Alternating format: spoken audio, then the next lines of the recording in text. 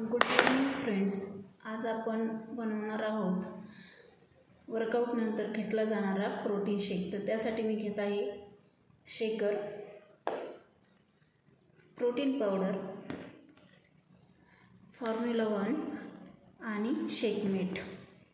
तर आपण आज घेणार आहोत. शेक बनवण्यासाठी आपल्याला लागणार आहे 300 ml पाणी, नंतर 2 स्कूप पर्सनलाइज प्रोटीन पावडर. पाहू शकता आपण घेतला आहे सपाट चमचा.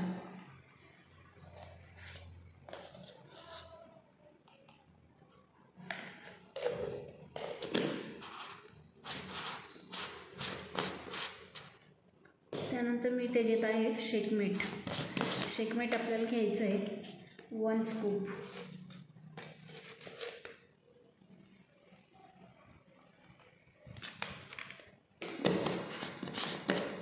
आणि आपण तिसरा इन्ग्रेडियंट आपण ॲड करणार आहोत फॉर्म्युला 1. तर फॉर्म्युला 1चे आपल्याला घ्यायचे आहेत 3 scoop. 1, it is the 2 and last one is 3.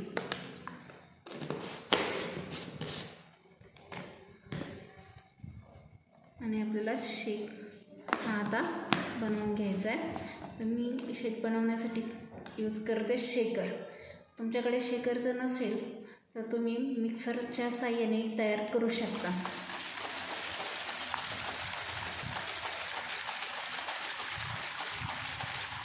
So it is my shake is ready.